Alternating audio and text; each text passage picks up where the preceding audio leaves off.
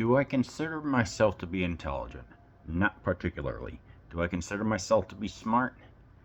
I don't know. What does it mean to be smart? Does it mean getting all the answers right on Jeopardy? I don't know. I consider myself of above intelligence, maybe slightly below. I don't know. That's something to think about. This was something I was thinking about when I was watching Interstellar for the first time in a decade. I'm like, it's been a long time since I've seen this movie. Christopher Nolan directs it.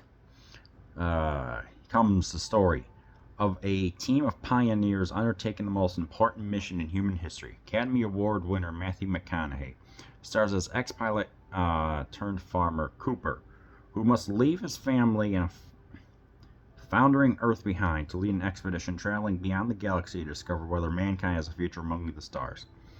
Academy Award winner Anne Hathaway and Academy Award nominee Jessica Chastain also star in the landmark film. Lou Limerick of the New York Post calls one of the most exhilarating film experiences so far this century, and according to Richard Roper, Chicago Sun-Times, a beautiful and epic film. A must-see masterpiece, says. Yeah. I still heavily enjoy this movie. I think that this film is just, it's an epic, to be sure. It is a combination of emotional bliss, beautiful landscapes, and just outright stunning views of what really does lie beyond the stars. It's like mankind has always wondered what is beyond this earth, or why am I dressed in this shark costume? It's just making the wife happy. Like, hey, I'm actually wearing the sunscreen, so it's like, yeah, it's kind of funny. But anyway, I tremendously enjoyed this one. This movie is a slow burn. That is the definition. It's a slow burn, which Nolan's movies are all famous for. He has themes of epistemology, time, memory, and just metaphysics and meta narratives that are just all over that make you just think. This one deals with thanatophobia, which is the fear of death. You do get a little curious as to what the actual phobia is called. So, what with this movie is, it truly, literally reaches for the stars and succeeds in attaining that.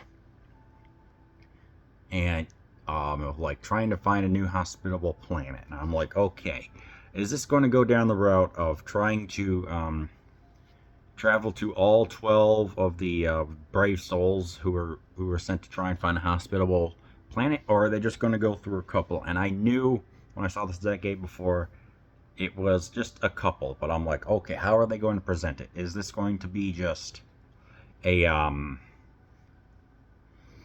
like bland sequences, or is it going to be so freaking legendary to look at that it's like, hey, a lot of effort was put into here, and that's exactly what gosh darn happened. And I'm like, good. This is what I want to see. I want to see Nolan at his absolute best. I have seen the Dark Knight trilogy. It's just been a long time.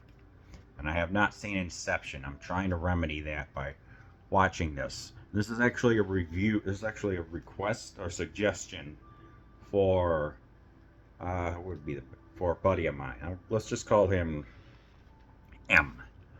Matthew. It's like within this 3-hour frame, it's composed so amazingly well.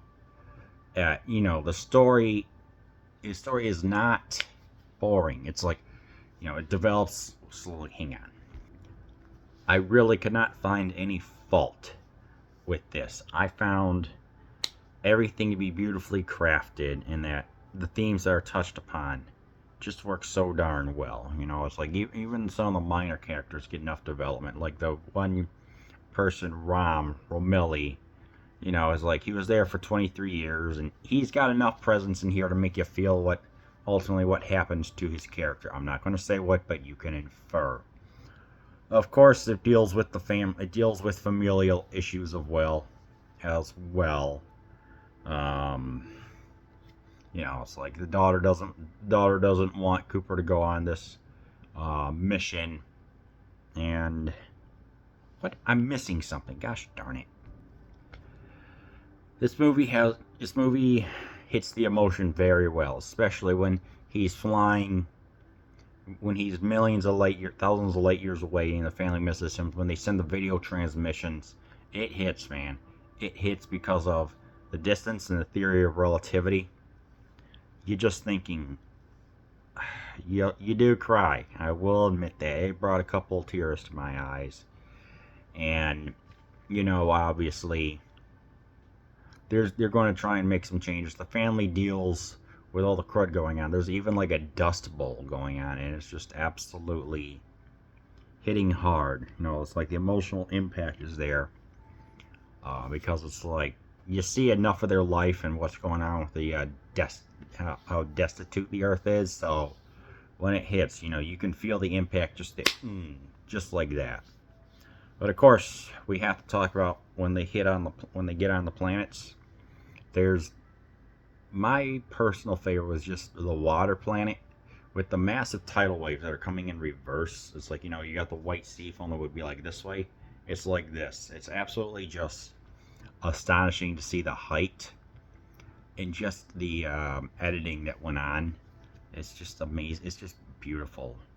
The danger. They try and retrieve the recorder and all the parts and just wondering what's going on. But of course, they explain, like, hey, every hour here is 7 years on the planet Earth, which is just, when you think about it, just a time dilation going on. There's like a bunch of calculus equations and everything going on behind it that's beyond my knowledge. And I'm like, okay, at least I can understand a little bit about like 40 and stuff like that and physics and everything else here. It's represented very well here, is what I'm trying to say. Then they eventually they find Dr. Mann, portrayed by Matt Damon, and there's a whole, the human drama does come in, and it works well. And I'm like, okay, good.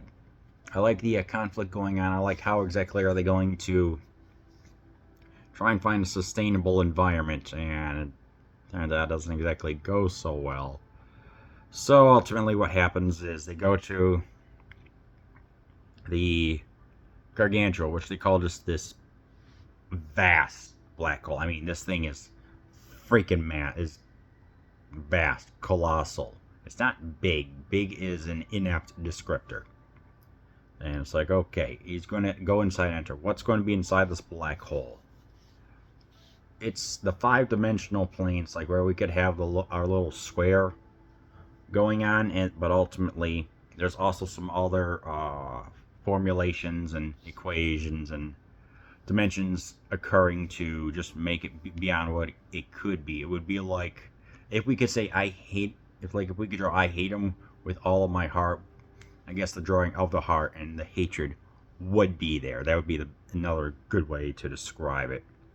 Or I guess like in the original Willy Wonka, like when the little car goes through the car wash and appears on the other side. I guess that could be 4-dimensional. But yeah, when we just get to see it represented with the bookshelves and just the absolute beautiful renderings of how the aliens from long ago could manifest it into 3D in the way we can to perceive it. It's just like, what an astonishing scene. It really was just, dang.